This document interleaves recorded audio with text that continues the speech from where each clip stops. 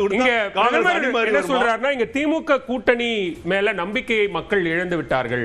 நாள்தோறும் என்டிஏ கூட்டணி மீதான நம்பிக்கை என்பது அதிகரித்துக் கொண்டே இருக்கிறது. நாளைய வருகை அதை இன்னும் அதிகப்படுத்தும், வேகப்படுத்தும் அப்படிங்கிற ஒரு பார்வையும் வைக்கிறார். மோடியினுடைய வருகை முதல்ல அதிமுக ரசிக்குதா அப்படிங்கிறதா முதல் கேள்வி. ஏன்னா நான் சொல்லலை, அதிமுகவினுடைய முக்கியமான தலைவர் மரியாதைக்குரிய அண்ணன் திண்டுக்கல் சீனிவாசன் திண்டுக்கல்கிட்ட ஒரு பேராசிரியர்கிட்ட பேசும் பொழுது மோடியை நினைச்சுக்கிட்டு எங்களை கைவிட்டுறாதீங்க. அப்ப அதிமுகவுக்கு என்ன ஒரு பயம் இருக்குன்னா, தமிழ்நாட்டில் மோடியை, பாஜகவை, இந்துத்துவாவை முன்னிறுத்துவது அதிமுகவுக்கு பாதகமாக இருக்கும் என்கிற பயம் அதிமுகவுக்கே இருக்கிறது. நீங்க என்ன கேட்குறீங்க, என்டிஏவினுடைய தொகுதி பங்கீட்டை வேகப்படுத்துமா அப்படிங்கிறது ஒன்று.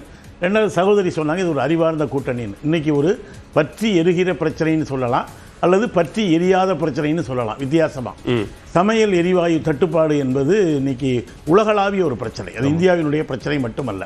அது குறித்து தமிழக பாஜக தலைவர் நயினார் நாகேந்திரன் அண்ணன்ட்ட கேட்டால் என்ன சொல்றாங்கன்னா, அப்படி ஒரு பிரச்சனையே கிடையாது, கேஸ் முழுமையாக கிடைக்கிது, நானே ஒரு விநியோகஸ்தர் வேணுங்கிற கேஸ் தர்றேன்னு சொல்றார். இது பாஜக சொல்வது. அந்த கூட்டணியில் இருக்கிற அன்புமணி என்ன சொல்றாங்கன்னா, திமுக என்ன செய்ய போகுதுன்னு கேட்கிறார். நேற்று தான் ராஜ்யசபா போயிருக்கார். முழுக்க முழுக்க சமையல் எரிவாயு விநியோகம் என்பது மத்திய அரசினுடைய கட்டுப்பாட்டில் இருக்கிற ஒரு பிரச்சனை. அதையும் கூட இவர் திமுக பக்கம் திருப்பிவிட பார்க்கிறார். அதிமுகவினுடைய பொதுச் செயலாளர் எடப்பாடி பழனிசாமி மத்திய மாநில அரசுகள் இதுல உரிய நடவடிக்கை எடுக்கணும் அப்படின்னு சொல்லியிருக்காங்க. நான் என்ன கேட்கிறேன், சமையல் எரிவாயு தட்டுப்பாடை டீ கடை பார்க்குது, அடுப்பங்கரை பார்க்குது, அதுல கூட பாஜகவினுடைய மாநில தலைவர் அப்படி ஒரு பிரச்சனையே இல்லை அப்படின்னு மூடி மறைச்சிங்கன்னா, இது எப்படி 3 தலைவர்களும் 3 மாதிரி பேசுறாங்க. இப்போ நீங்க கேட்டீங்க புதிய கட்சிகள் வருமா அப்படின்னு. வர வாய்ப்பு இருக்கு. தாவகன்னு சொன்னதுக்கு தான் அந்த கட்சியினுடைய செய்தி தொடர்பாளருடைய பதவியே பறிக்கப்பட்டிருக்கு. முந்தா நாள் வாய்ப்பே இல்லைன்னு சொன்ன நயினார் நாகேந்திரன் அவர்கள் இன்னைக்கு வதந்திங்கிற இதே அந்த கட்சியில் இருக்கிற முக்கியமான தலைவர் அண்ணாமலை என்ன சொல்லியிருக்காரு, டீயும் காப்பியும் ஒன்னா சேராது, வேறு வேறு சித்தாந்தம்ங்கிறார். இப்ப என்ன டீ சொல்றாங்க இங்க டீயையும் காப்பியையும் அப்படி என்ன சித்தாந்தம் இருக்குன்னு எங்களுக்கு தெரியல. 2 வேறு வேறு சித்தாந்தம்ங்கிறார். விஜய் தான் சொன்னார். இப்ப தேர்தல் கூட்டணின்னு வந்துட்டா எங்களுக்கு கொள்கை எதிரின்னு சொன்னவரா இருந்தாலும் பரவாயில்ல, இங்க திமுக எதிர்ப்புங்கிற ஒற்றை புள்ளியில நாங்க தாவேக்காவை அக்செப்ட் பண்ணிக்க தயாரா இருக்கிறோம், அவங்க வரலாம் அப்படிங்கிறது தான் எங்களுடைய நிலைப்பாடுன்னு சொல்றாங்க. அது இன்னும் பெரிய அளவில் அந்த நிலைப்பாட்டுல எதுவும் மாற்றம் வரலையே. ஒரு சித்தாந்த எதிரின்னு சொல்லியிருக்காரு. இல்ல அதுதான், இது கொள்கை கூட்டணி, தேர்தலுக்கான கூட்டணி, இது கொள்கை கூட்டணி அல்ல அப்படிங்கறதுல அவங்க தெளிவா தான் இருக்காங்க. சித்தாந்தத்தில் சமரசம் பண்ணிக்கலாமா?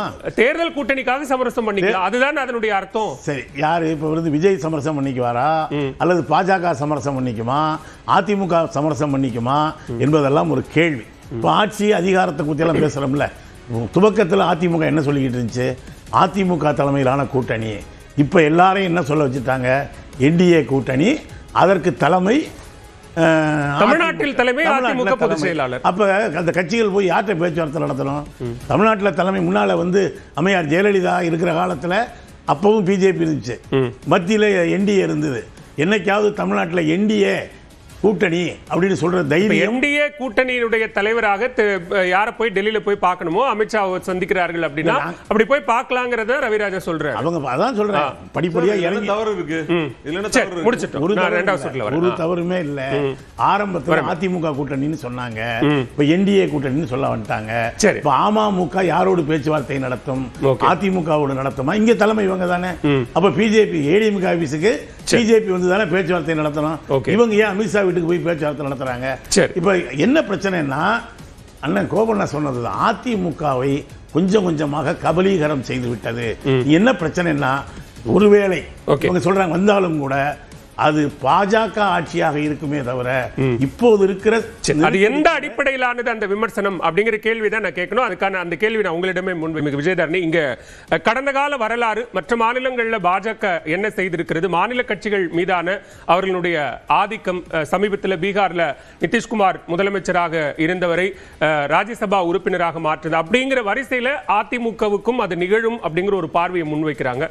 தொடர்ச்சியா தமிழ்நாடு வருவதும் பாஜக தமிழ்நாட்டில் தங்கள் ஒரு இடத்தை உறுதி செய்யணும்னு நினைக்கிறதும் அதன் காரணமாகத்தான் அப்படிங்கிறாங்க.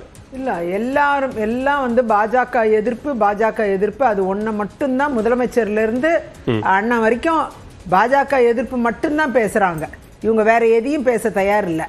நேற்றைய தினம் மகளிர் தினத்தன்னைக்கு ஒரு 7 வயது சிறுமி பாலியல் வன்கொடுமை செய்யப்பட்டு கொடூரத்துக்கு ஆளாக்கப்பட்டிருக்காங்க. போதைப்பொருள் புழக்கங்கிறது தீவிரமா இருக்கு தமிழ்நாட்டில். அந்த சித்திரவதையினால சிறுவர்கள், சிறுமிகள், பெண்கள் இன்னைக்கு பெரிய லெவல்ல பாதிக்கப்பட்டிருக்காங்க.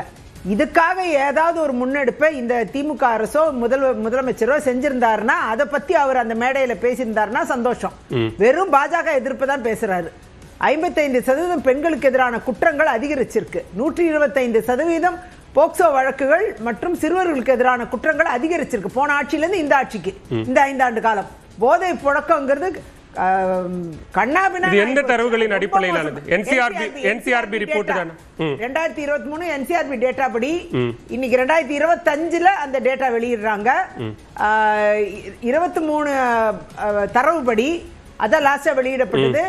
தரவுபடி அந்த ஆண்டு மட்டுமே 5,36,000 வழக்குகள் ஐபிசிலையும் SLL வழக்குகளும் இங்க வந்து போடப்பட்டிருக்கு. ஒரு ஆண்டு. இப்ப நீங்க அந்த சம்பவத்தை குறிப்பிட்டு சொன்னதுனால நான் சொல்றேன், கோவையில நடந்த ஒரு பாலியல் வன்கொடுமை சம்பவத்துல 124 நாட்கள்ல ஒரு ஃபாஸ்ட் ட்ராக்ல விசாரணை நடத்தி குற்றவாளிகளுக்கு தண்டனை உறுதி செய்யப்பட்டது அப்படிங்கறதையும் நம்ம பார்க்க வேண்டாமா? இங்க ஒன்னும் ஒரு வழக்குகள்ல தீர்வு இல்ல, இந்த கேஸ் நம்ம அப்படி பார்க்க முடியாது இல்ல. அங்கொன்றும் இங்கொன்றும் இந்த கேஸ் நம்ம அப்படி பார்க்க முடியாது இல்ல. பர்சனலா ஸ்டெப் எடுத்து பண்றாங்க, அப்படிதான் அதை பார்க்க வேண்டும். ஆனா வழக்குகள் தீர்வு காண்றதை தாண்டி தடுக்கிற முயற்சி இந்த அரசு என்ன பண்ணுது? போதைப் பொருள் புழக்கத்தை கம்மி பண்ணாலுடைய அதை தொட தெரியலனா, இன்னைக்கு புதுக்கோட்டையில அரசு பள்ளியில சிறுமிகள் கையில, மாணவிகள் கையில டாஸ்மாக் மதுபானம் அது இருந்ததை இந்த வீடியோ காட்சியை நம்ம எல்லாரும் பார்த்தோம்.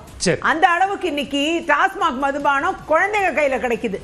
அப்படி இன்னைக்கு சொசைட்டியே இன்னைக்கு பெரிய அளவுல பாதிக்கப்பட்ட சூழ்நிலையில இருக்கிறத தடுக்கிறதுக்கு, அதுவும் அரசு பள்ளியில, கவர்மெண்ட் இயக்குற பள்ளியில, அப்படி இன்னைக்கு அதை தடுக்கிற முயற்சியில இந்த அரசு என்ன செஞ்சிருக்கு அப்படிங்கிற கேள்வி எழுது. இவங்களுக்கு எல்லாம் பயம் எல்லாமே பிஜேபி தான், ஒரு பிஜேபி எதிர்ப்பு. அதோட காரணமும் நான் சொல்றேன். 2020 இவங்க சொல்றாங்க பிஜேபி எங்கேயுமே வர முடியாதுங்கிறாங்க. 2020 பிஜேபி வர முடியாது, அதிமுக பிஜேபியோட சேர்ந்ததுனால வீணா போயிருச்சு அப்படிங்கலாம் பேசுறாங்க. இவங்களோட பயத்தை என்னன்னு நான் சொல்றேன். 2021 தேர்தல்ல பிஜேபியும் அதிமுகவும் இணைந்து நின்னப்போ 42% வாக்குகளை பெற்றாங்க. அதே அமமுக பிரிந்து நின்றது 7% வாக்குகளை பெற்றது. ரெண்டும் சேர்த்தா 49% வாக்குகள். 3% நாம் தமிழர் கட்சி எடுத்தாங்க.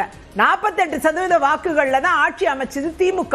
அந்த அளவுல 49% வாக்குகளை பெற்ற அமமுக அதிமுக தான் 1% டிஃபரன்ஸ்ல தான் இவங்க ஆட்சி அமைச்சாங்க. எல்லாரும் ஒண்ணு சேர்ந்து இருக்கிறதுனால அந்த வாக்குகள்லாம் மறுபடியும் வந்துரும். அந்த பயத்துல தான் இவங்க வளர்றாங்க, பிஜேபி எதிர்ப்ப பண்றாங்க. அதே மாதிரி அப்படி பார்க்க போனா 2019 இருந்து தொடர்ந்து பாஜக எதிர்ப்பை முன்வைத்து தான் திமுக கூட்டணி வெற்றி பெற்றிருக்கு. அப்பெல்லாமும் அதே மாதிரியான ஒரு அரித்மெட்டிக் இருக்கா? எல்லா நேரமும் இவங்க பிரிஞ்சு நின்னா, அதிமுக பாஜக பிரிஞ்சு நின்னா வாக்குகள் பிரியும், சேர்ந்து இந்த 49% எடுக்க முடியாது அப்படிங்கறத அவங்க அந்த அச்சம் காரணமா தான். அதே மாதிரி பாராளுமன்ற தேர்தலில் கூட 23% அதிமுக, 19% பிஜேபி தனித்து நின்னப்ப அப்படி 43% வாக்குகள் பெற்றிருந்தாங்க. அப்படி இணைந்து நின்னா அந்த வாக்குகள் அதிகமாகும், 50% ரீச் ஆகும். கிட்டத்தட்ட பின்னாடி பேசப்பட்ட காரணங்கள்லாம் என்னன்னு நம்ம விவாதிச்சோம்னா அது ஒரு நீண்ட விவாதமா மாறும். அதுதான், அதாவது இந்த சதவீதத்தை மட்டும் கூட்டி பார்த்தாலே இத்தனை எம்எல்ஏக்கள் வந்தாங்கன்னா அது காரணம் 10 வருஷம் ஆன்டி இன்கம்பன்சிக்கு அப்புறம் ஏடிஎம்கே 75 எம்எல்ஏக்களை பெறுது. அப்படி பார்க்க போனால் இவங்க பயமே என்னன்னா 1% வாக்குல தானே